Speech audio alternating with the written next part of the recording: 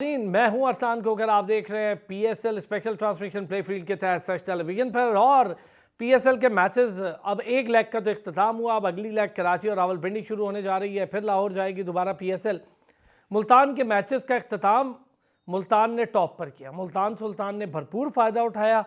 रिजवान की कैप्टनसी बहुत अच्छी रही और रिजवान ने आउट क्लास किया। कई ऐसे मौके हैं जहां पर रिजवान की कैप्टनसी की वजह से, बॉलिंग रोटेशन की वजह से, बॉलर्स की यूटिलाइजेशन की वजह से, फील्ड प्लेसिंग की वजह से कमाल की मुल्तान सुल्तान को जीत हासिल हुई। तो ये कमाल हुआ रिजवान का। दूसरी तरफ लाहौर कलंदर, सारे लोग ये जानना चाहते हैं लाहौर कलंदर के साथ हो क्या रहा है और हुआ क्या है। मैं अपने व्यूज़ तो शायद इस पर बाद में दूँ, इस पर बात करते हुए बात होगी, लेकिन एक चीज़ ज़रूर है कि लाहौर कलंदर के पास पेस बैटरी या पाकिस्तान की वो पेस बैटरी जो पूरी की पूरी खेलती है पाकिस्तान टीम में, वो तो मौजूद है माँ सिवाय नसीम के।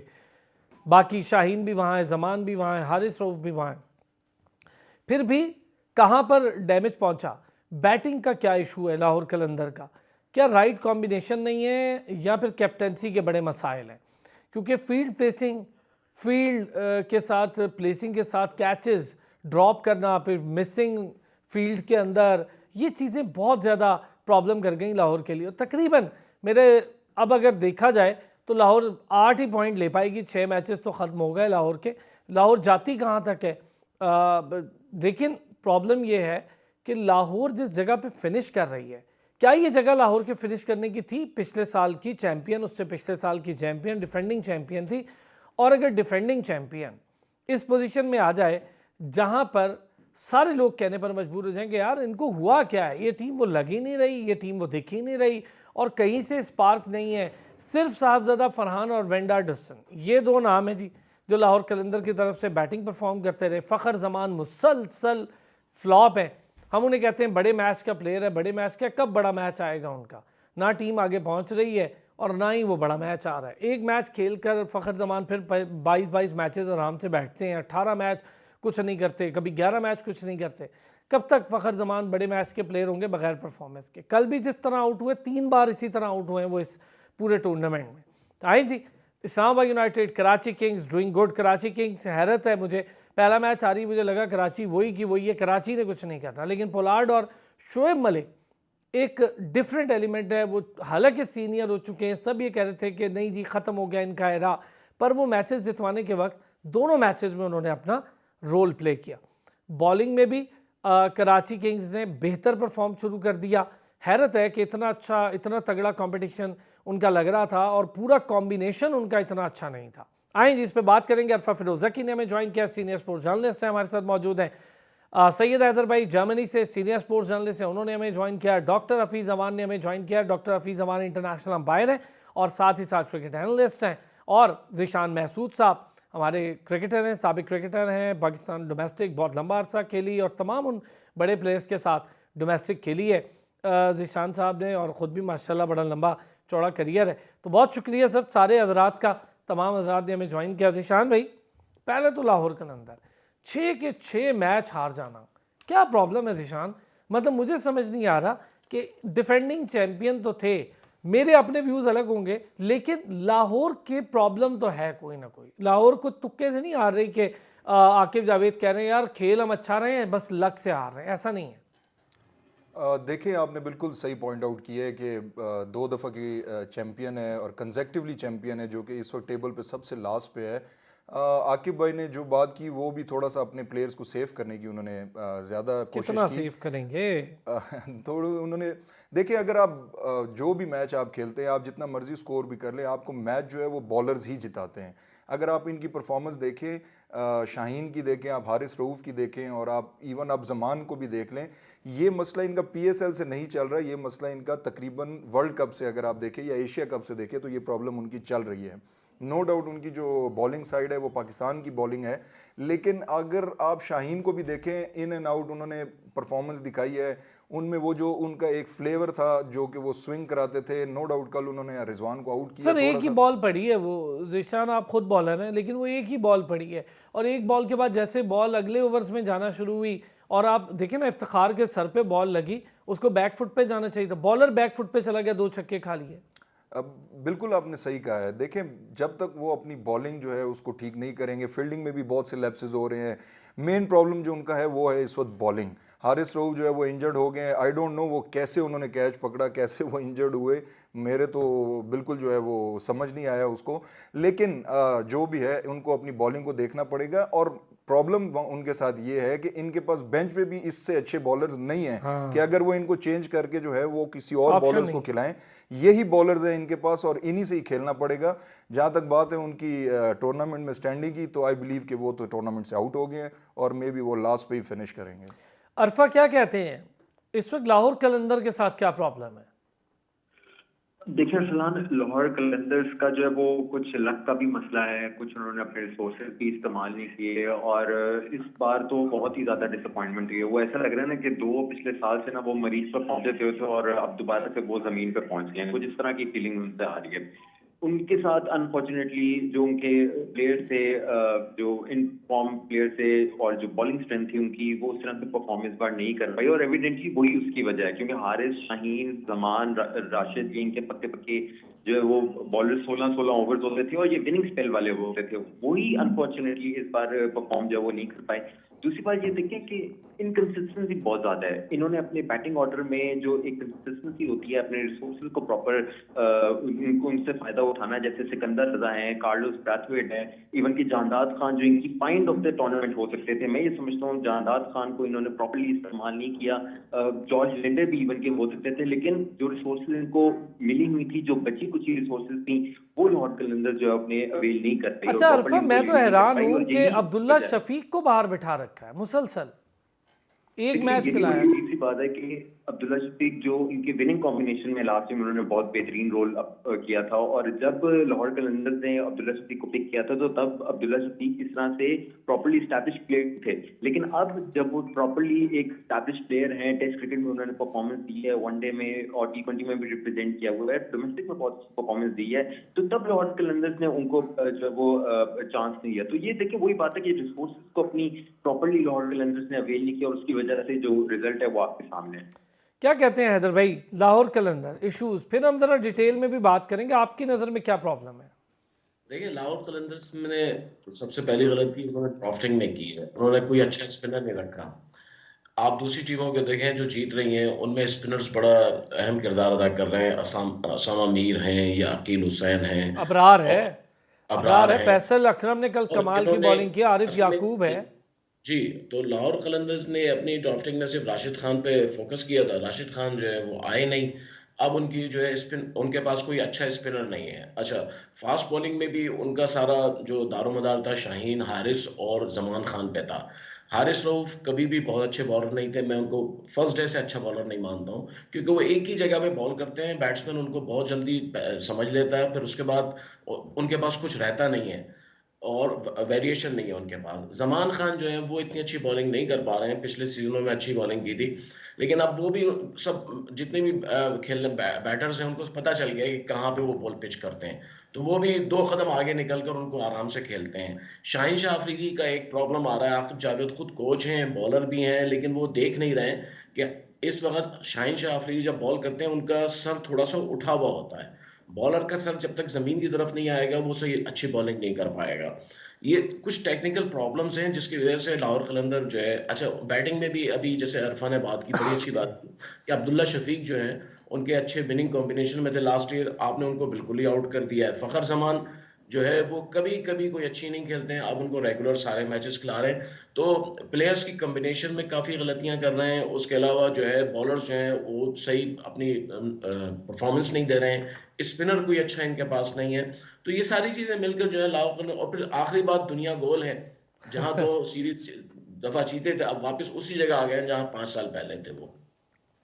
मुझे थोड़ा सा रिशान कैप्टनसी प्रॉब्लम ये बहुत ज़्यादा लग रहा है, और राशिद के ना होने ने पूरे लाहौर कलंदर को एक्सपोज कर दिया। बड़ा हैरान हूँ मैं, एक बंदा जो नहीं है बॉलिंग में, वो बैटिंग में भी इनकी बड़ी स्ट्रेंथ रहा, बॉलिंग में नहीं है, राशिद नहीं है, पूरी टीम बैठ गई है। मतलब हमारे जो बड़े बड़े नाम हैं, शाहीन है, शाहीन की बॉलिंग में भी वो दमखम अब मुझे तो नज़र नहीं आ रहा जो होना चाहिए। एक आधी बॉल अच्छी मारते हैं, फिर 39 रन देके उन्होंने 9.75 की इकॉनमी के साथ तो उन्होंने स्कोर दिया है कल, 2 विकेट ली, क्या फ़ायदा। जमान और हाँ, उसने शाहीन ने मिलके 82 रन्स दिए हैं सर, 82 रन और 2 विकेटें ली हैं, बताएं मुझे। अब जमान भी रीड हो गए और स्लिंगी एक्शन है, लेकिन स्लिंगी एक्शन मलिंगा वाला हो तो मज़ा भी आए कि वो अपनी वैरायटी चेंज करते हैं। ये लेग साइड पे सारी बॉल करते हैं और लेग के लिए तो प्लेयर वैसे तैयार होता है। देखिए जो उन्होंने बात की सर ने कि उनके पास स्पिनर नहीं है, बिल्कुल उन्होंने सही पॉइंट आउट किया है कि स्पिनर इनके पास नहीं है। जितनी भी टीम्स इस वक्त खेल रही हैं उन सब के पास बड़े अच्छे स्पिनर्स हैं और वो उनको परफॉर्म करके दे रहे हैं, विकेटें लेके दे रहे हैं, आउट करके दे रहे हैं उन्हें। यहाँ पे इनके साथ प्रॉब्लम ये है कि जैसे हमने वर्ल्ड कप में देखा कि हमने सारा का सारा दारोमदार जो है वो नसीम शाह पे डाल दिया कि हमारे पास नसीम शाह नहीं थे, इसलिए हमारी बॉलिंग जो है वो ठीक नहीं हुई।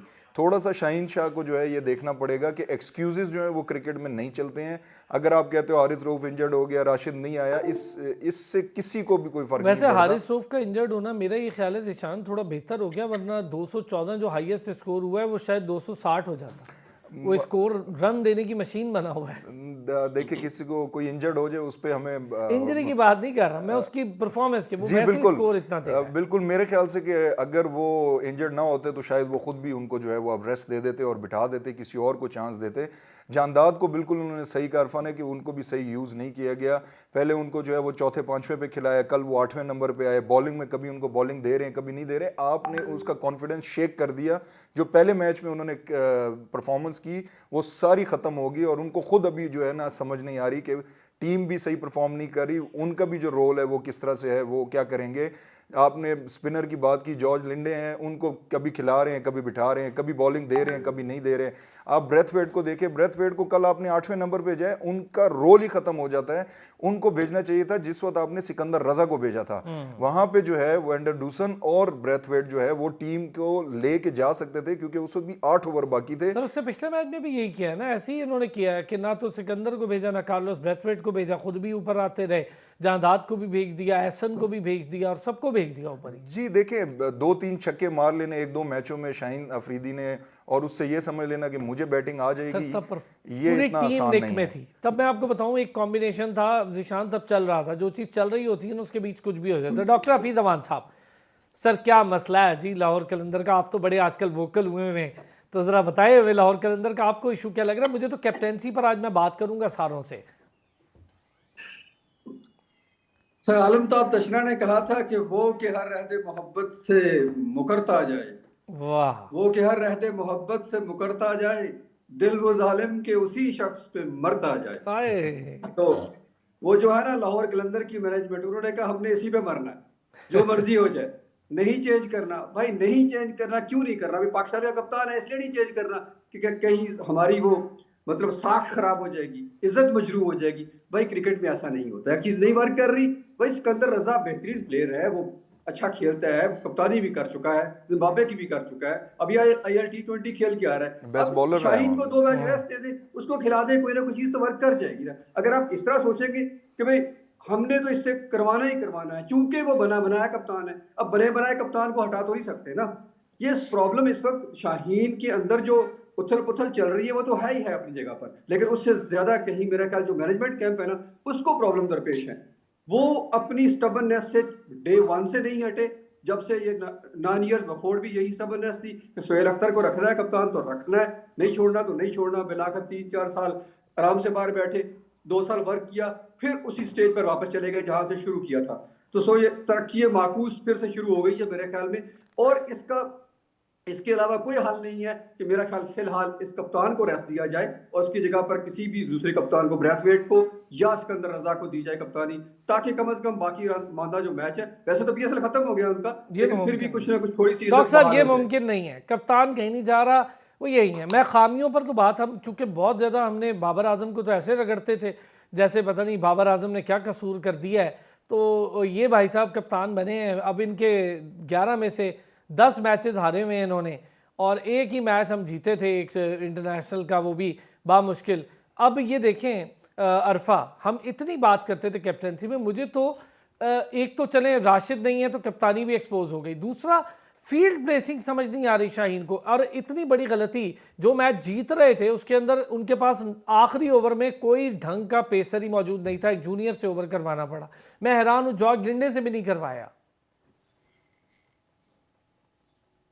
अफरीदी की कप्तानी पर जो है बहुत ज्यादा सवालात अब उठते हैं। और देखिए, अगर हमें ये बात जरूर ध्यान में रखनी होगी कि अगर उनको पाकिस्तान की कप्तानी लाहौर कलंदर्स के 2 बार चैंपियन बनने पर मिली है, तो लाहौर कलंदर्स की इतनी बुरी परफॉर्मेंस के बाद जो है वो जो पाकिस्तान की T20 कप्तानी उस पर सवालात उठेंगे। और ये PSL खत्म होने की देर है।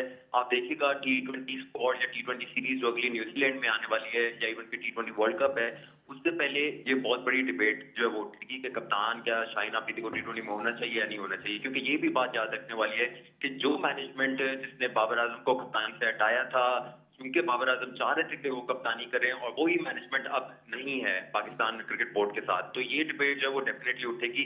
और शाहीन आफरीदी का मैं ये भी बता दूं कि ये जो PSL में जो परफॉर्मेंस रही है उससे बहुत ज्यादा इफेक्ट होगी उसकी पाकिस्तान क्रिकेट टीम की कप्तानी के लिए भी। क्योंकि ये एक नेचुरल बात है कि अगर एक फ्रेंचाइज क्रिकेट जो एक बहुत ज्यादा आपके क्रिकेट कैरियर में बहुत ज्यादा उसकी वेटेज है, अगर उसमें आप परफॉर्म नहीं कर पाए, आप डिलीवर नहीं कर पाए, आपकी एक्सपेक्टेशन आप मीट नहीं कर पाए, तो वो मेंटली आपको कहीं ना कहीं हिट जरूर करेगा। और ये चीज आप शाहीन आफरीदी जब वो T20 कप्तानी पाकिस्तान के लिए करेंगे तो ये आप एविडेंटली देखिएगा।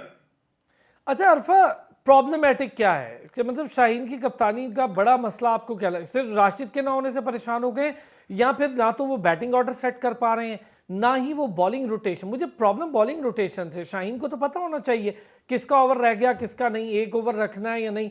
उस दिन हारिस रऊफ अच्छी बॉलिंग कर रहे थे तो एहसन को ऐसे ओवर करवाए गए, एहसन को ले आए, बैटिंग में भी ले आए, फिर एंडिंग पर भी आपने जॉर्ज लिंडे की बजाय एक और को फौकियत दे दी। मैं इस बात पे हैरान हूँ कि जीता हुआ मैच में ये कैलकुलेशन गलत हो कि यार हमने बॉलिंग कैसे यूटिलाइज करनी है, तो ये तो बहुत बड़ा ब्लंडर है। देखिए, शाहीन आफरीदी की या इवन के लाहौर कलंदर्स की जो एक आप क्रू की प्लानिंग देखे ना, तो उसमें जो मेन जो ब्रेन जिसको कहेंगे ना, वो आकिब जावेद है। उन्होंने ही टीम सेलेक्ट करनी है, उन्होंने ही प्लेइंग 11 बनानी है।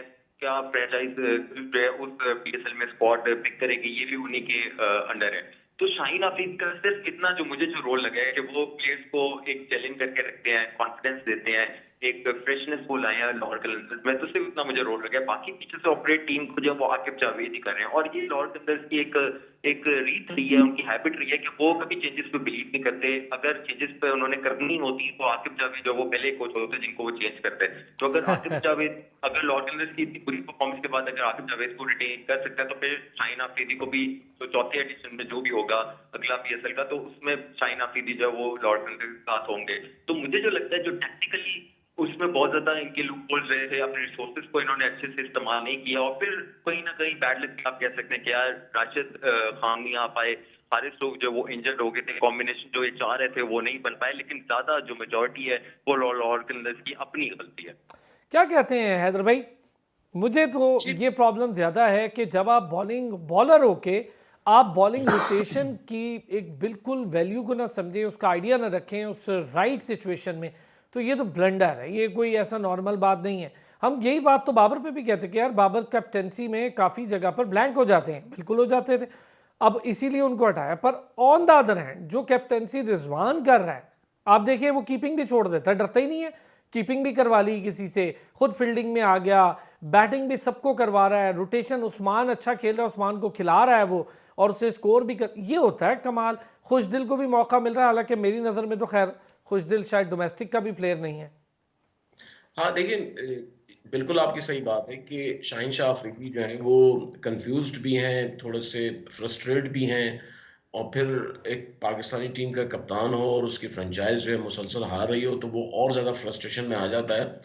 फिर उनकी जो मैनेजमेंट टीम है वो भी नज़र नहीं आती है। जैसे दूसरों को देखें आप, हमें नज़र आता है पेशावर ज़ल्मी की या मुल्तान सुल्तान्स की या कराची किंग्स की, वो बड़ा काम कर रहे होते हैं, सब बैठे हुए होते हैं, और इस्लामाबाद यूनाइटेड के लाहौर कलंदर्स के इतना ज़्यादा कुछ हमें नज़र नहीं आता है कि वो कुछ ऐसा लगता है बगैर होमवर्क के आ जाते हैं। और बहुत ज़्यादा दारोमदार जो है उनका सुपर स्टार्स पे, कि हमारे पास सुपर स्टार्स हैं तो वो सारा काम कर लेंगे। ऐसा नहीं होता है। क्रिकेट एक ऐसा खेल है कि जिस दिन आप जहाँ जैसा खेलते हैं वही आपका रिजल्ट आता है। तो अब शाहीन शाह अफरीदी जो हैं वो चारों तरफ से इस वक्त परेशान भी हैं। फिर जाहिर है वो अखबार भी पढ़ते होंगे, टीवी भी देखते होंगे, तो सोशल मीडिया देखते होंगे, तो वहाँ बहुत ज़्यादा उन पर तनकीद हो रही है, तो उससे भी वो जो है उनकी कारकर्दगी में फ़र्क आ रहा है। मैं यार समझता हूँ कि तनकीद बाबर से ज़्यादा तो नहीं हो रही होगी ना हैदर भाई? बाबर पे तो बस आपको पता ही है कि सारा जी जी पाकिस्तान ऐसे पता नहीं क्या हो गया था कि क्यों मुझे समझ नहीं आ रहा था। हालांकि उसकी फैन फॉलोइंग बहुत ज़्यादा है, लेकिन जी, जी। मीडिया के थ्रू ऐसा कुछ हो गया कि पता नहीं क्या उसने गलती कर दी है। देखिए, ये सब चीज़ें जो है साथ-साथ चलती रहती हैं। लेकिन आपका जो गेम है, वो असल चीज़ होता है। अगर आप उसमें 100% नहीं है, तो फिर सारी चीज़ें जो हैं, वो आपके लिए जो है एक तलवार बन जाती हैं। लेकिन आप अगर मैदान में अच्छी परफ़ॉर्मेंस दे रहे हैं, बाबर के साथ ये सब कुछ हुआ, लेकिन बाबर ग्राउंड में फ़ेल नहीं हुआ, ये आप ये देखें। मैं यही तो ग्राउंड में कह जो रहा है हूँ, स्कोर करता उसकी अपनी परफॉर्मेंसेस देखें आप, जी, वर्ल्ड कप पे जितनी मर्जी तनकीद करें, अकेले बाबर के जी। स्कोर हैं। सबसे ज़्यादा रन्स हैं और हाँ। अभी भी देखें, अभी भी इस बार जो है वो अपनी परफ़ॉर्मेंस से टीम को जितवा भी रहा है, आगे भी ला रहा है। शाहिन शाह अफरीदी को थोड़ा-सा अपनी बॉलिंग पे काम करना पड़ेगा, उनको सोचना पड़ेगा कि मेरी बॉलिंग में वो जो काट थी, वो तेज़ी थी, जो विकेट लेने की सलाहियत थी, यानी 18 विकेटें हैं उनकी पहले ओवर में विकेट लेने की जो सलाहियत है, तो वो कहाँ चली गई? वो सब चीज़ें क क्यों अभी आप बिल्कुल यंग हैं, ऐसा भी नहीं है कि आप प्लस 30 प्लस हो गए हैं, आप अभी यंग हैं, फिर उसमें ये सब चीज़ें फिर जैसे अरफा ने अभी बात की, अभी न्यूज़ीलैंड की टीम आ रही है, वर्ल्ड कप है, तो एक बड़ी डिबेट शुरू होने वाली है और लोग तो तैयार बैठे हुए हैं, बल्कि शुरू हो गया है कि रिज़वान को कैप्टन बनाया जाए। एक साहब ने टीवी वैसे पे कह बेटर दिया ऑप्शन है, इसमें क्या है, बेटर जी, ऑप्शन है पाकिस्तान ठीक टीम है के ना? लिए, किसी की घर हाँ, की टीम थोड़ी है। लेकिन हम ये नहीं कहते हैं कि आपको चेंज किया जाए। आप अपनी कप्तानी में बेहतरी लाएँ, आप खुद दुनिया को दिखाएँ कि मैं क्या हूँ और मैं क्या कर सकता हूँ। तो आपको परफॉर्मेंस देनी पड़ेगी। देखिए, टीमें तो हारती हैं, 6 टीमें एक ही चैंपियन बनेगी, 5 तो नहीं बन सकेंगे। लेकिन आपको दिखाना पड़ता है कि आप कहाँ तक कितना आगे गए हैं, क्या किया है। मैं क्वेटा ग्लैडिएटर्स की मिसाल दूँगा। करेंगे उन्होंने आज सर। जी, हैदर भाई, इस पे अलग अलग डिबेट है, क्वेटा पे अलग डिबेट चलिए। है। क्वेटा ने जो कमाल इस सीजन में किया सबको दिख रहा है, और वही एक तगड़ी टीम लग रही है जो मुल्तान सुल्तान को टक्कर देगी। बाकी टीमें तो आपस में ही खेलती रह जाएंगी, कराची, इस्लामाबाद, पेशावर भी ठीक है। पेशावर के भी कोई 2 प्लेयर ना चलें अगर साइम और बाबर, तो पूरी टीम उनकी वैसे ही फारिग हो जाती है। अच्छा, यही चीज़ जिशान, बॉलिंग में क्या, मुझे शाहीन कहता है मेरी स्पीड नहीं कम हो रही, जबकि स्पीड गन हमें बताती है जी वो 130 132 का बॉलर है। शाहीन ये मान नहीं रहा, वो कहता नहीं भाई मेरी स्पीड तो कम नहीं हुई, यही ख़राब है। हैदर भाई ने कहा कि वो यंग हैं, ठीक है, उनको लगता होगा कि वो यंग हैं। मैं तो उनको फैमिली वाइज जानता हूँ, तो मुझे पता है उनकी एज क्या है, लेकिन वो अच्छा नहीं लगता कि यहाँ पे बताई जाए। तो बताइए एनीवे आप क्या रह गया बाकी निशान इसमें? नहीं, वो यार एज का एक फिगर, मैं नहीं एज छोड़े का ना यार, ये बात नहीं होगी यहाँ पे, नहीं। एज का फिगर नहीं मैं बता उसकी सकता। रीज़न ये है कि जिशान ने क्रिकेट खेली, उसके बाद जो फैमिली है जिशान की वो सेम फैमिली है। मतलब से हाँ, वो एक ही फैमिली से सारे, तो जी जिशान इसको छोड़ते हैं। तो ठीक है, वो कह रहे हैं मेरी पेस कम नहीं हो रही, मतलब उनको लगता होगा कि 132 जो है वो 142 होगी, लेकिन वो नज़र आ रहा है कि 128 130 132, एक आधा जो तेज़ बॉल जिस पे वो आउट कर लेते हैं वो आपको नज़र आता है कि यार उस पे इन्होंने जोर लगाया। आई डोंट नो वो अपने आप को बचा रहे हैं या तो जो है वो इतना ज़्यादा सर इधर खेल नहीं चुके है हैं। जिशान, आप मुझे बताओ, बतौर बॉलर आपने इतना लंबा अरसा खेला, डिपार्टमेंट खेला, डोमेस्टिक खेली, क्या प्रॉब्लम होता है जब बॉलर की पेस कम हो इस एज में? अभी खैर एज उसकी ठीक है कि चलो, मैं ये कह रहा हूँ अभी यंग है, इस एज में यार दुनिया भर में बॉलिंग हो रही है। बुमराह को देखें, वापस आया इतनी बड़ी इंजरी से और बुमराह हिलने नहीं दे रहा, सिराज हिलने नहीं दे रहा। जो लैंड ऑफ पेसर थी पाकिस्तान, वो लैंड ऑफ पेसर रही नहीं है। मैं हैरान है। और इंडिया अभी कमाल के बॉलर्स निकल रहे हैं। देखें, एक तो सबसे पहले ये बात है कि उन पे इतनी बड़ी जिम्मेदारी डाल दी कैप्टेंसी की कि जब तक आप अभी खुद एस्टेब्लिश नहीं हुए एज अ प्लेयर, और आपने इतनी बड़ी जो है जिम्मेदारी उन पे डाल दी है। और जहाँ तक कप्तानी की बात है, जब भी कप्तान होता है वो अपने क्लब में पहले कप्तानी करता है, फिर वो अपने रीजन सही या बात है। डोमेस्टिक में कहीं पे कप्तानी करता है, फिर डिपार्टमेंट में आता है, फिर जाके आप उसको जो है इतने बड़े स्टेज पे देते हैं। आप कप्तानी सिखाते हैं पाकिस्तान टीम का कप्तान बना के या फ्रेंचाइज टीम का कप्तान बना के। अगर तो जो जिनकी फ्रेंचाइज है उनको अगर लगता है कि हमें यही कप्तान चाहिए, तो ये उनका अपना एक ज़ाती फैसला होगा, उसके बारे में हम कुछ कह नहीं सकते। लेकिन मेरे अपना ज़ाती जो ख्याल है, इनको कैप्टेंसी बिल्कुल भी ना आती है और ना इनको करनी चाहिए। इस वक्त इनको अपनी बॉलिंग पे फोकस करना चाहिए। पहले एज अ प्लेयर ही अपने आप को एस्टेब्लिश कर लें, उसके बाद जो है वो कोई जिम्मेदारी इनको मिले तो बंदा उसको जस्टिफाई सर करने का अहल इंजरी भी से होता है। वापस आने के बाद शाहीन की बॉलिंग में काफ़ी बेहतरी एकदम दिखी, फिर एकदम डाउनफॉल दोबारा हुआ। और ऐसा हुआ कि हम एशिया कप से वर्ल्ड कप से अब हम हर जगह परेशान होते आ रहे हैं। चाहे आप टेस्ट सीरीज़ देख लें ऑस्ट्रेलिया वाली, शाहीन 3-4 विकेटों का अगर बॉलर है तो हम उसकी 3-4 विकेटों से एक पर आ गए, और एक भी शायद पहले आधे ओवर में किसी में ले किसी में नहीं ले। और टॉप बॉलर हुआ करता था टूर्नामेंट का, अचानक वो लड़का टॉप बॉलर से निचले यानी डिक्लाइनिंग फॉर्म में। तो इसका मतलब यह है कि पाकिस्तान टीम को भी सोचना है, वो एसेट है पाकिस्तान टीम का, उसको भी सोचना है, और शाहीन को सबसे ज़्यादा सोचना है, और शाहीन के सुसर साहब को भी सोचना है कि भाई कैप्टनसी से बहुत दर्जे बेहतर है कि आप उसको एक बड़ा प्लेयर डेवलप करें। वसीम अकरम ने कौन सी ऐसी बड़ी कप्तानी कर ली? वसीम अकरम ने भी एक टाइम आया कप्तानी छोड़ी, वकार यूनुस कप्तान बने, उससे पहले वकार यूनुस कप्तान नहीं थे, लेकिन इनकी परफॉर्मेंसेज बतौर कप्तान नहीं काउंट हो रही, इनकी परफॉर्मेंसेज बतौर बॉलर बतौर प्लेयर काउंट हो रही है। Same for Inzamam ul Haq. मैं ज़रा एक ब्रेक लेता हूँ, ब्रेक से वापस आएंगे तो ज़रा डॉक्टर साहब से भी इस पर बात करता हूँ, अरफा से भी। हम प्लेयर्स को इतनी जल्दी बस जिसने अच्छे थोड़ा परफॉर्म कर लिया वो कप्तान हो गया, और हम ये नहीं देखते कि स्किल किस में है। ये बड़ा कमाल है ऑस्ट्रेलिया का, और ये बड़ा कमाल है इंडिया का। इंडिया में भी आप देखें कि उसमें बड़े बड़े प्लेयर्स थे, उन्होंने फ़ौरन से विराट को चेंज करके रोहित को दे दी, और ये बड़ा स्टेप था। फिर रोहित से भी पांड्या तक शिफ्ट करने की बात हो रही है। तो जब हमारे यहाँ ये दिलेरी नहीं होगी, बोर्ड के फैसले पता नहीं कहाँ जाएंगे। वापस आते हैं, वेलकम बैक जी। अच्छा डॉक्टर हफीज़ साहब, रिशान ने तो काफ़ी ज़्यादा डिटेल बात कर दी, और मैंने जो डिस्कशन का पॉइंट खोला वो ये कि यार एक तो जब आपकी परफॉर्मेंस हो तो हमें फ़ायदा बतौर पाकिस्तान टीम होना चाहिए। हर परफॉर्मर थोड़ा बहुत हो, उसको कप्तान बनाने के लिए दाएं बाएं उसके दोनों फरिश्ते लग जाते हैं, उसके कान में फूकने के नहीं कप्तान बन जाओ कप्तान बन जाओ। इधर तो खैर बहुत हाथ हैं, खाली हम शाहिद आफरीदी की बात करते हैं, मतलब नहीं ऐसा। यहाँ पर फ्रेंचाइज इतना जोर लगाया कि रातों को जाके मुलाकातें करते रहे कि शाहीन को कप्तान बनाए, ये ज़का अशरफ साहब से। अब मतलब इस हद तक ये मामला है कि जब हमारी फ्रेंचाइज इतनी पावरफुल होने की कोशिश करती है और फिर ये रिजल्ट्स हमारे आते हैं। हालांकि कप्तान का हक भी अगर बाबर हटता तो वाइस कैप्टन तो रिजवान था, हमारे यहाँ तो ये रिवायत ही नहीं है कि वाइस कैप्टन को कैप्टन बना दें। Thank you very much Zeeshan, आपने वो पत्थर फेंक कर इरताश पैदा कर दिया जिस खौफ में मुब्तला थे लोग, जो बात करना चाहते थे कर नहीं पा रहे थे। मोहम्मद हफीज अभी साबिक डायरेक्टर भी नहीं कह सकते, अभी तो उनको मतलब कितने दिन हुए गए हुए। उन्होंने कहा कि नहीं ये सवाल ना करें मेरे साथ। आज प्रोग्राम में उन्होंने कहा कि मेरे साथ ये सवाल ना किया जाए, ये सवाल होने नहीं चाहिए कि शाहीन की कप्तानी क्यों जा रही है। शाहीन की कप्तानी पे सवाल छोड़ दो, उसको भी फ्री कर दो, उसको कॉन्फिडेंस दो। क्या ये क्या बात है? वर्ल्ड कप का बेड़ा गर्क कर लें तो पूरी दुनिया उस पर पिल पड़ती थी। नहीं, वर्ल्ड कप का क्या करें डॉक्टर साहब? वर्ल्ड कप का क्या करें फिर? वर्ल्ड कप के हार जाएं और फिर कहें कॉन्फिडेंस दो? कितने वर्ल्ड कप हारेंगे यार? आपको याद है कि हम हर दफा एक कुर्बानी का बकरा वर्ल्ड कप खेलने नहीं जाते, एक लेके जाते हैं कि अब इसको बनाया है चूंकि तो इसको ले जाए। इवेंट की खैर है, इवेंट हारना है तो हार जाए, लेकिन इस बंदे को टेस्ट हो जाएगा, उसके बाद उसको बाहर निकाल देंगे। हर वर्ल्ड कप के बाद हमने वैसे भी चेंज करना होता है कप्तान। तो चूंकि अभी नविश्ता दीवार है सारी चीज की, हमें पता चल रहा है कि ये होगा वर्ल्ड कप में आने वाले वक्त में, तो फिर शाहीन वहां कुर्बान कर दिए जाएंगे। वहां से बेहतर है कि आज कर दिया जाए उनको। मैं नहीं ये कह रहा कि अब रिजवान को बनाए जिसको बनाए, लेकिन जिसकी परफॉर्मेंस है, जो सबसे अहम सवाल है ना अरसलान भाई, वो ये है कि किस बेस पर शाहीन को कप्तान बनाया गया। जो ज़ीशान ने बात की पीएसएल की बेस पर, पीएसएल की परफॉर्मेंस की बेस पर 2 टाइटल जीते, तो आज पीएसएल की बेस पर 6 मैच हारे उन्होंने, तो इसी बेस पर बाहर भी निकाल दो। फिर इसके लिए कोई लंबा सोचने की जरूरत क्या है?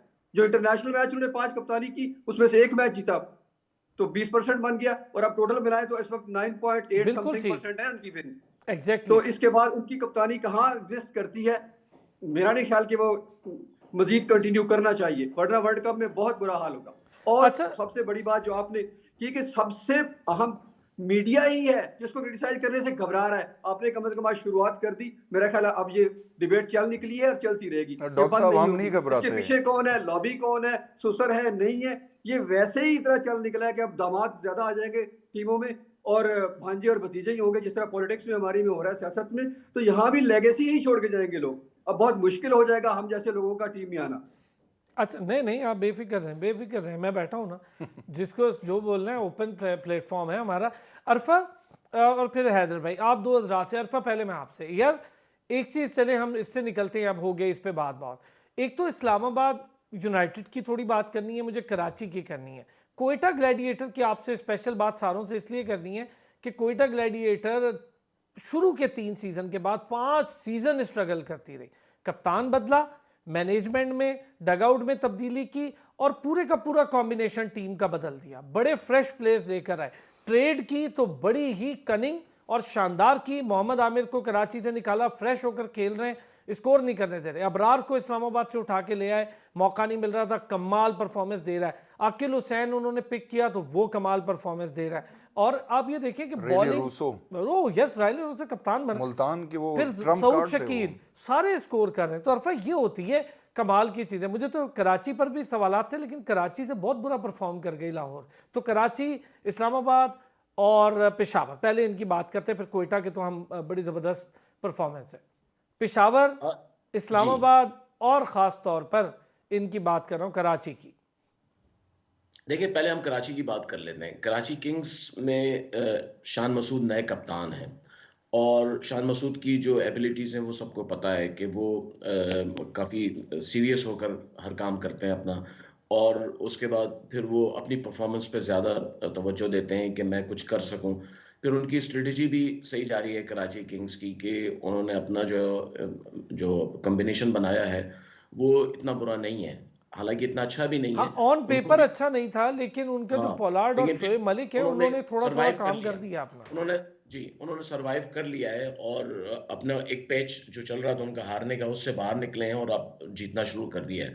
लेकिन पेशावर ज़ल्मी का जो है, उनका जो है पेच शायद हो सकता था ज़्यादा लंबा जाता, लेकिन बाबर आजम सही वक्त पे अपनी फॉर्म में आए, साइम अय्यूब भी अपनी फॉर्म में आ गए और दोनों ने अपने जो है अपना जो रोल था बड़ा अच्छा उन्होंने अपना निभाना शुरू कर दिया। हालांकि पेशावर ज़ल्मी का वही सेम प्रॉब्लम है जो लाहौर कलंदर्स का, उनके पास भी जो है अच्छा स्पिनर नहीं था, लेकिन सही वक्त पे आरिफ याकूब जो है उन्होंने परफॉर्मेंस देना शुरू की और ऐसी परफॉर्मेंस दी जो मैच विनिंग हो गई। तो उनका भी प्रॉब्लम जो है काफी हद तक जो है बेहतर हो गया है। फिर इस्लामाबाद यूनाइटेड में जो है आप देखें, इस्लामाबाद यूनाइटेड भी थोड़ा सा उनका लाहौर कलंदर का केस मिलता जुलता है। वो भी बस एक बात पे जमे हुए हैं कि जी फ़हीम अशरफ को खिलाना ही खिलाना है, चाहे वो कुछ करे ना करे। सर तो वो ये जो राना, सर जी राना ब्रेडमैन फ़हीम अशरफ है सर। जी, जी। जी हाँ, तो ये चीज़ें जो होती है ना, जब आप जो है वो इस तरह के फैसले कर लेते हैं पहले से, लेकिन अगर आप पहले से होमवर्क करते हैं कि हमें सीज़न में क्या करना है, जैसे क्वेटा है, क्वेटा ने होमवर्क किया, क्वेटा ने सऊद शकील को ओपनर बना दिया, जो आपकी मिडल ऑर्डर में नहीं आ रहा था, उसका आप ओपनर लेकर आए और ओपनर लाने के साथ-साथ उसको बताया भी कि आपको कौन से शॉट्स खेलने हैं यहाँ पे आके। आपने वही अपने शॉट्स नहीं खेलना है कि कवर ड्राइव पे जाना है, नहीं, आपने इस तरह शॉट्स खेलने हैं। तो ये सारी चीज़ें जो होती हैं वो टीमों को जीत की तरफ ले जाती हैं। पहले से होमवर्क करते हैं, पहले से अपना प्लान बनाते हैं, फिर उसके बाद उसको इम्प्लीमेंट करते हैं और उसके साथ-साथ अपना प्लान बी भी साथ-साथ रखते हैं। दूसरी टीमें लाहौर कलंदर और इस्लामाबाद जो है अपना प्लान बी लेके नहीं चल रहे हैं। इसलिए इस्लामाबाद भी अक्सर जो है वो जीतते हुए आखिर में आके हार जाते हैं। लाहौर कलंदर का भी यही हुआ, 2 मैच वो बिल्कुल जीतते हुए आखिर में आके हार गए। तो दूसरी टीमों को जो है थोड़ा-सा अपने होमवर्क को ज़्यादा करना पड़ेगा। अगर आप होमवर्क नहीं करेंगे, आप पहले से दूसरों की, आप देखें मोहम्मद अली जो थे वो T20 के बॉलर नहीं थे, कोई फ्रेंचाइज नहीं लेते, लेकिन मुल्तान सुल्तान ने उनको सबसे अच्छा बॉलर बना दिया। कैसे बनाया? उनका लेंथ चेंज कराया है, थोड़ा सा उनके लेंथ के ऊपर काम किया, अब वो ऐसे बॉलर हो गए हैं कि सर बैट्समैन फीमेल उनको कोच खेल बड़ा अच्छा काम कर रही है, बड़ी बात है, और बड़ी जी। उन पे तनकीद हुई थी, पर देखिए शी ना, is doing excellent work. Technically जी, टेक्निकली आपको काम करना पड़ता है। आप जो है सिर्फ हवाओं में बातें करके नहीं, आप जो है टीम बना सकते हैं। आकिब जावेद बहुत अच्छे बॉलर थे अपने वक्त के, सब कुछ है, लेकिन मुझे अफसोस है कि वो टेक्निकली काम नहीं कर रहे हैं। टेक्निकली काफ़ी प्रॉब्लम्स आ रही हैं। इसी तरह इस्लामाबाद यूनाइटेड में अजहर महमूद हैं, वो भी नहीं कर पा रहे हैं। लेकिन जो काम इस वक्त शेन वॉटसन कर रहे हैं और उनके साथ जो है मुल्तान सुल्तान में जो उनकी मैनेजमेंट कर रही है, वो बड़ा अच्छा काम कर रहे हैं और यही उनकी जीत की वजह है। लेकिन आकिब दूसरी जावेद टीमों साहब को इस ने पे एक काम टेक्निकल काम तो ठीक किया है वैसे हैदर भाई, कि उन्होंने पहले ही बता दिया कि भाई ये वनडे का बॉलर ही नहीं है, हारिस रऊफ टेस्ट का बॉलर है, बस ये T20। इससे अच्छा और क्या टेक्निकल बात बताएं आपको। ये तो मतलब उन्होंने कमाल नहीं कर दिया, आपको पहले ही आगाह कर दिया यार, ये तो आप लोग ज़बरदस्ती खिलाए जा रहे हैं, तो उनका कसूर है। अरफा, मैं आपसे अगर कराची किंग्स मुझे ऑन पेपर इतनी अच्छी नहीं लग रही थी, बट ऑन ग्राउंड भी मैं आपको बताऊं अभी तक सिर्फ पोलार्ड ही है, पोलार्ड और शोएब मलिक वही पुराने प्लेयर्स ही स्कोर कर रहे हैं। ये जो यंगस्टर्स हैं ना हमारे, कहीं भी कुछ प्रॉब्लम नहीं, मुझे लग ही यही रहा है कि हमारे यंगस्टर्स को मौका चाहिए, तब भी कुछ नहीं कर रहे। साइम भी अब आया है थोड़ा फॉर्म में, तो थोड़ा बेहतर कर गया, लेकिन हारिस वहीं का वहीं है। आजम ने एक मैच खेला है टोटल, बाकी भी हमारे यंगस्टर्स जो हैं वो एक आधा मैच ही खेले हैं। तो ये जो परफॉर्मेंस की कंसिस्टेंसी है, ये कितनी ज़रूरी है यंगस्टर्स के लिए? देखिए, T20 is all about combination. आपको जब वो सीनियर्स को साथ लेके चलना है, आपको जूनियर्स का जो है वो सरपरस्ती में जो है वो खिलाना है। तो ऐसा नहीं हो सकता कि बिल्कुल ही एक नया स्पॉट जूनियर्स पर मबनी हो, वो भी नहीं चल सकता। अगर सिर्फ एक्सपीरियंस पर मबनी हो तो वो फ्रेश लेग जो है वो नहीं होगी। कराची किंग्स का या कोयटा ग्लैडिएटर्स का अगर आप देखना तो इन दो फ्रेंचाइजीज में ये एक अच्छी बात है कि दोनों ने जो है वो सीनियर जूनियर का कॉम्बिनेशन अच्छा बनाया है। अच्छा अरफा, आपकी आवाज़ थोड़ी सी ना कट हो रही है, मैं आपको रिकनेक्ट कर रहा हूँ, ये इंपॉर्टेंट बात है, मैं अरफा से इस पर ज़रूर बात करूँगा। लेकिन यही बात अगर मैं आपसे डॉक्टर साहब पूछूँ, मुझे कोयटा का कमाल ये लगा कि उन्होंने बड़ी दलेराना फैसला किया, हालांकि पहले ही अनाउंस कर दिया था कि जब तक सरफराज खेलते रहेंगे हम उन्हें कप्तान रखेंगे, लेकिन सरफराज भी बड़े ज़बरदस्त और अच्छा क्रिकेटर है, कभी किसी चीज़ को पर्सनल नहीं लेता और समझता है कि यार ये चीज़ होनी चाहिए। उसने भी कोई रेजिस्ट नहीं किया, उसने कहा ठीक है, खुद नहीं छोड़ी कप्तानी, लेकिन चलें उन्होंने कहा तो वो पीछे हो गया और बतौर प्लेयर खेल भी रहा है। लेकिन आप देखें ना पूरा कॉम्बिनेशन, आमिर क्या बॉलिंग कर रहा है, वर्ल्ड क्लास ओवर्स कर रहा है, उसको मारना मुश्किल हो रहा है। सेम फॉर मीर हमजा, मीर हमजा बहुत अच्छी कर रहा है कराची में, आमिर यहाँ बहुत अच्छी कर रहा है, अबरार बहुत अच्छी कर रहा है, आकिल बहुत अच्छी बॉलिंग, एक लंबा उनके पास ज़बरदस्त किस्म का बॉलिंग अटैक भी और बैटिंग भी, यानी उनके पास मिडिल ऑर्डर और लोअर मिडिल ऑर्डर भी है। असल में इम्पोर्टेंट ये है कि उनके पास ब्रेन है, वो इस्तेमाल कर रहे हैं। उन्होंने रस्ट को उतार दिया। यहाँ जहाँ सरफराज की कैप्टनसी पर, सरफराज की बैटिंग पर, सरफराज के क्रिकेटर होने पर कोई दो राय हो नहीं सकती। He was marvellous, he was very good. लेकिन अब टाइम होता है ना, हर चीज का टाइम है। वो रस्टी हुए थे 2 साल से 3 साल से हम देख रहे थे, वो गुस्सा भी करते थे, एंगर दिखाते थे, टोपी फेंक दी, ये कर दिया, तो वो कैप्टन को जेब भी नहीं देता था। और थैंक्स टू हिम कि उन्होंने बड़ी आराम से, आसानी से, कोई मीडिया टॉक नहीं की कि मुझे क्यों उतारा, मुझे क्यों निकाला, ऐसा कुछ नहीं कहा, और आराम से साइड पर हो गया। सॉरी थोड़ी पॉलिटिकल होगी, लेकिन मतलब ये कुछ ऐसी स्टेटमेंट दी नहीं उन्होंने, और आराम से साइड पर हो गए। तो यही किसी भी क्रिकेटर का हर एक का वक्त होता है। उनका वक्त था 2017 में, 16 में उन्होंने चैंपियन ट्रॉफी भी जितवा दी, बहुत अच्छा खेला, जितनी उनकी स्ट्रेंथ थी एज ए कैप्टन, पाकिस्तान के साथ भी और कोयटा के साथ भी बहुत अच्छा उन्होंने खेला। अब वक्त आ गया, साइड पे हो गए। या अगर आप में कैप्टनसी की अहलियत ही नहीं है तो फिर वैसे आप साइड पे हो जाए। बेशक जरूरी नहीं कि आप 2-4 सीजन हरवा कर बाहर हो, उससे पहले बाहर हो जाए। अब रॉयल रोसो आए, हालांकि वो मुल्तान से आए, लेकिन उन्होंने फ्रेशली उसको बिल्कुल इंजेक्ट किया। उनकी मैनेजमेंट सारी की सारी फ्रेश, उन्होंने उसको ब्लड दिया सारे, जैसे आपने पहले बता दिया सारा कि एक एक करके उन्होंने चुन चुन के प्लेयर्स लिए और कनिंगली उन्होंने सारी सिलेक्शन की। ऐसा नहीं किया कि कुछ एक जमे गफीर इकट्ठा कर लो और उसके बाद समझना है कि किसको बाहर बैठाना, रियल मैड्रिड बन जाए कि बैकम भी बाहर बैठा हो और जिडान भी बाहर बैठा हो। ऐसा नहीं किया उन्होंने वो प्लेयर पिक किए जो खिलाने के काबिल थे और जो खिलाए जा सकते थे। बिल्कुल ठीक हो गया। अच्छा एक चीज इस पे थोड़ी और भी है डॉक्टर साहब, वो मैं ज़ीशान आपका पहले इस पे व्यू लूं। कोयटा, ज़ीशान कोयटा देखें, लास्ट मैच वो सरफराज नहीं खेले। अगर आप देखें तो उन्होंने, डॉक्टर साहब ने भी बड़ी ज़बरदस्त बात की है कि उन्होंने पूरी प्लानिंग की इस पीएसएल के लिए और उस प्लानिंग को अब वो एग्जीक्यूट कर रहे हैं। जबकि हम लाहौर कलंदर की अभी तक बात कर रहे थे, यार इतना बड़ा डेवलपमेंट प्रोग्राम है लाहौर कलंदर का, they are all over the place. एक बड़ा कोई इंपैक्टफुल प्लेयर नहीं निकाल पाए। जहांदार डेवलपमेंट प्रोग्राम का प्लेयर नहीं है भाई। मेरे प्रोग्राम में वो आया था बच्चा, पहले यहाँ रावलपिंडी से खेला, वो अंडर 19 भी, डोमेस्टिक भी, और उसने परफॉर्म किया, तब आया। जी बिल्कुल। अब वो they are all over the place, मतलब कभी वो ब्रेथवेट को ओवर दे रहे हैं, कभी नहीं दे रहे, कभी लिंडे को दे रहे हैं, कभी नहीं दे रहे। सिकंदर रजा IL T20 के बेस्ट बॉलर होते हैं, उनको ओवर ही नहीं दे रहे। मतलब उनको नहीं समझ आ रही कि क्या हो रहा है और वो क्या प्लानिंग वो करके ग्राउंड में उतरते हैं। जबकि कोयटा ग्लैडिएटर जो है, रेली रूसो जो है, वो मुल्तान में बहुत अच्छा खेल रहे थे, नो डाउट, उनमें कोई, उनको वहाँ पे कोई प्रॉब्लम नहीं थी। लेकिन इन्होंने उनको पिक किया और वो जो है टीम को कहाँ से कहाँ ले गए। डिपेंड इसलिए करता है कि जब कैप्टन खुद परफॉर्म करता है तो बाकी प्लेयर्स भी उसको देख के परफॉर्म करना शुरू कर देते हैं, क्योंकि वो एक लीडिंग रोल में होता है और वो जान मार रहा होता है। तभी जो है बाकी प्लेयर्स भी अपने कप्तान को देख के वो करते हैं। यही प्रॉब्लम लाहौर में चल रही है।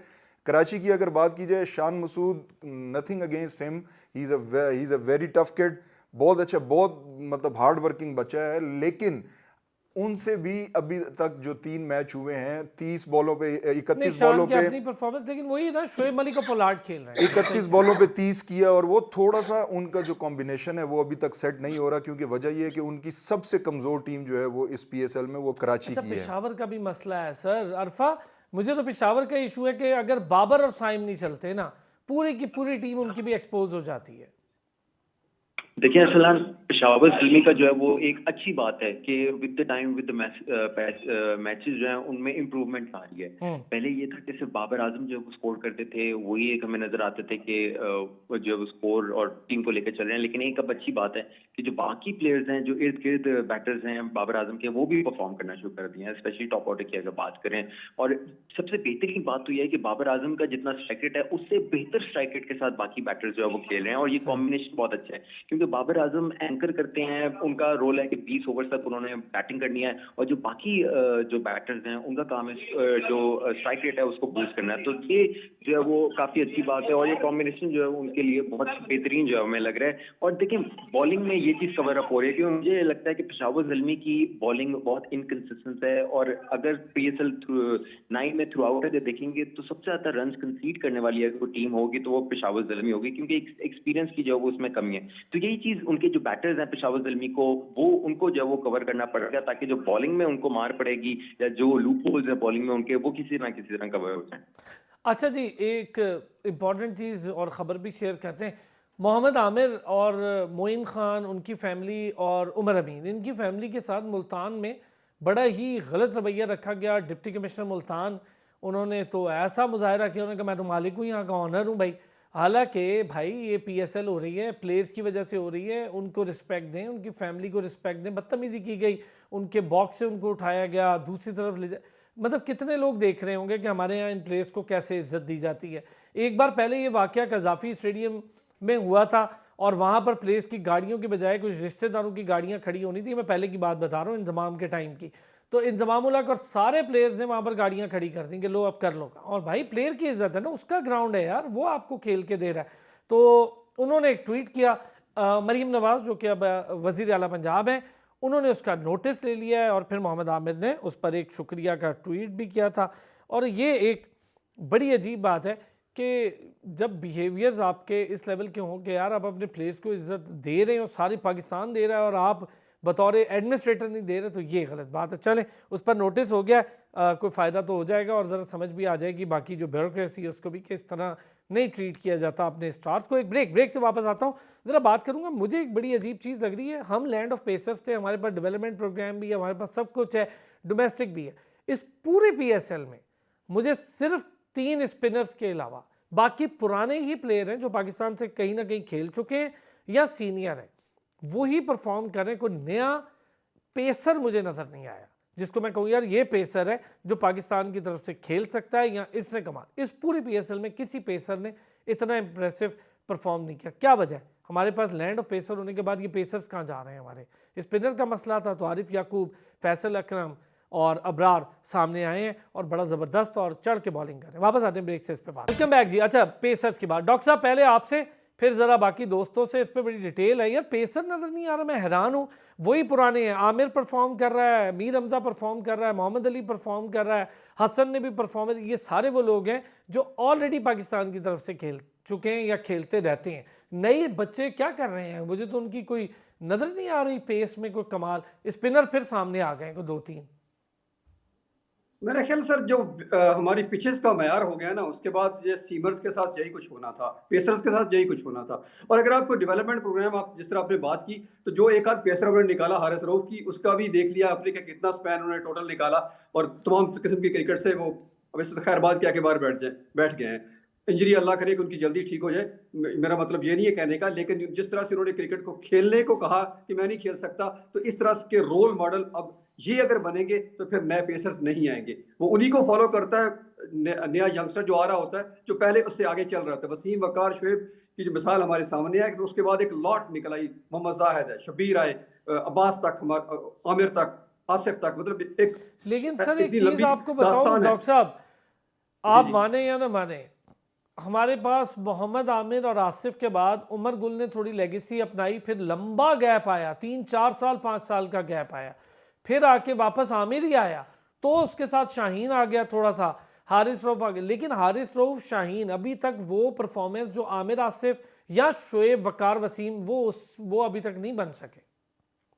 हाँ, इसमें कोई शक नहीं कि इस वक्त ड्राई स्पेल है पाकिस्तान के पेसर्स में, लेकिन इसको तलाश किसने करना है सर? बात तो फिर वहीं पे है, जब इतनी ज्यादा इनकंसिस्टेंसी होगी कि 4-4, 5-5 चेयरमैन बदलेंगे, हुकूमतें बदलेंगी, उथल पुथल होती रहेगी, पेसर बार भी बार बदलेंगे। चेंजेस होती रहेंगी, तो मेरा नहीं ख्याल कि ये हो जाएगा। आपको थोड़ा सा पीछे रह जाऊं, अगर आपको याद होगा यकीनन अरसलान भाई, एक प्रोग्राम हुआ था किंग ऑफ स्पीड के नाम से, जी हाँ। शोएब अख्तर के नाम पर वो प्रोग्राम किया गया था 2000 अर्ली 2000 में। जी, उसके तीन ये तीन बैठे फाइनलिस्ट हैं के नाम ज़ीशान। मुझे अभी तक याद है। ये ज़ीशान बैठे हैं इरशाद उस था, प्रोग्राम साबिर के था, गवाह। मजीद था। मैं डॉक्टर साहब वो तीनों इस्लामाबाद किधर गए? मैं इस्लामाबाद पिंडी का फास्टेस्ट बॉलर था फास्टर उसमें। उसी प्रोग्राम के हिस्से से बता रहा हूँ, ये बैठे हैं यहाँ, ये जिसका आपने जिक्र किया है।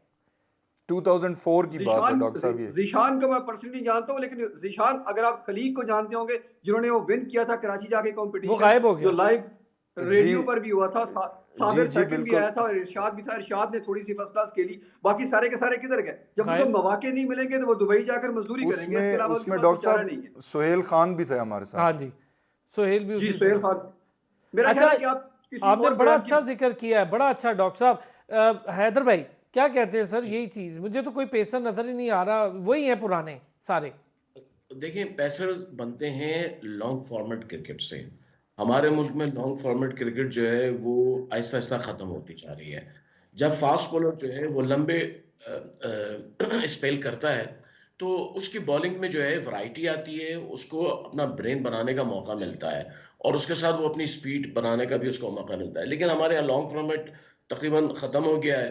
डोमेस्टिक क्रिकेट में भी एक दो टूर्नामेंट के अलावा कुछ बचा नहीं है। अब रह गई है सारी 4 ओवर की क्रिकेट।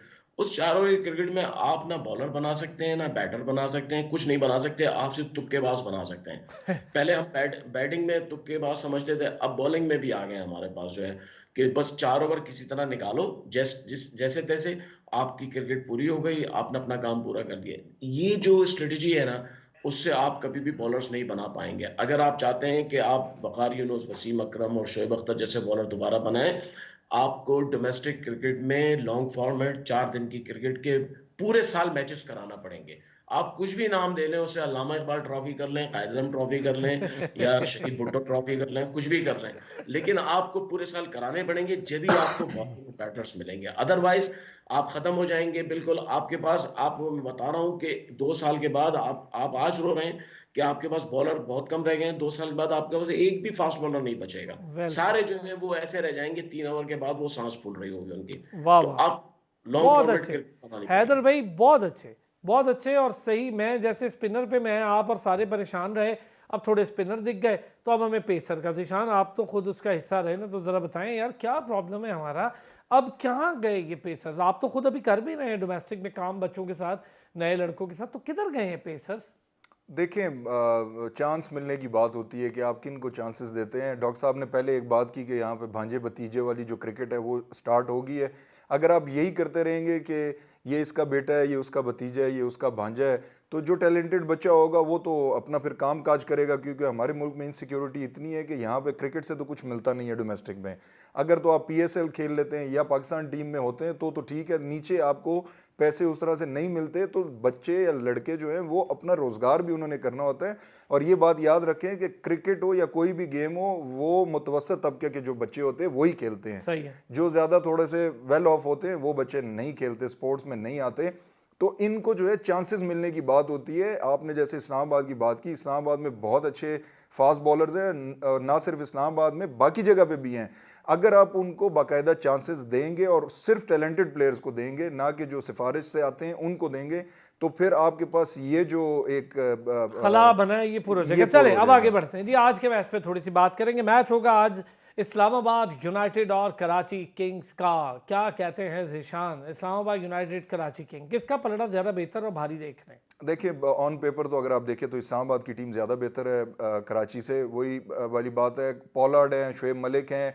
मेरे ख्याल से कि कराची को भी आइंदा से अब सोचना पड़ेगा कि वो भी एक यंग ब्लड जो है वो अपनी टीम में लेके आए। नो डाउट पॉलार्ड जो है वो बहुत अच्छा खेले हैं एक दो लेकिन मैचेस यार में। गए चले हुए काम है ना, बस किसी एक मैच में चल गया, नहीं चलेगा तो फिर ये मैच हार जाएंगे। एग्जैक्टली आप उनकी बॉलिंग देखें, हसन अली हैं और साथ में मीर हमजा हैं, सैम जो हैं वो भी ऑन एंड ऑफ जो है वो परफॉर्मेंस दे रहे हैं, तबरेज़ शमसी हैं। इसके अलावा आपको उनकी पूरा जो स्क्वाड है उसमें कोई भी ऐसा बॉलर नहीं नज़र आता कि वो उसको जो है रिप्लेसमेंट में आप लेके आ सकें। तो ये थोड़ी सी उनको देखनी पड़ेगी।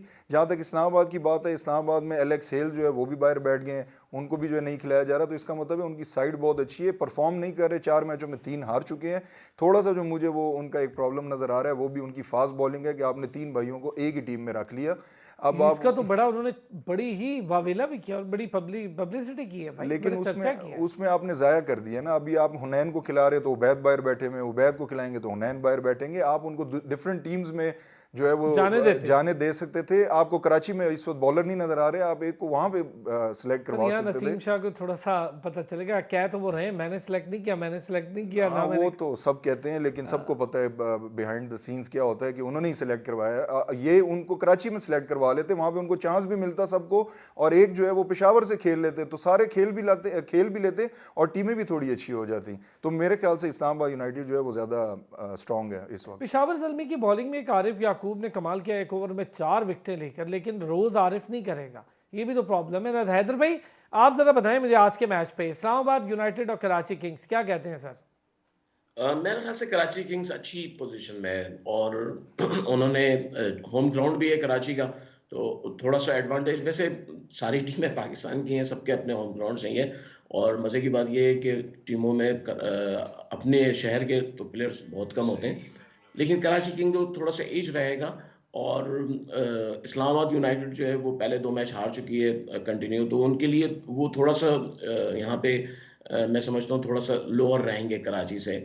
और इस्लामाबाद की बैटिंग में देखें, कॉलिन मुनरो ने लास्ट मैच में अच्छी बैटिंग की है, आजम खान ने अच्छी लेकिन यार बैटिंग की फिनिश नहीं कर पाए। आजम ने अच्छी की, फिनिश कॉलिन मनरो को करना चाहिए था, आजम डैमेज पहुंचा गया था।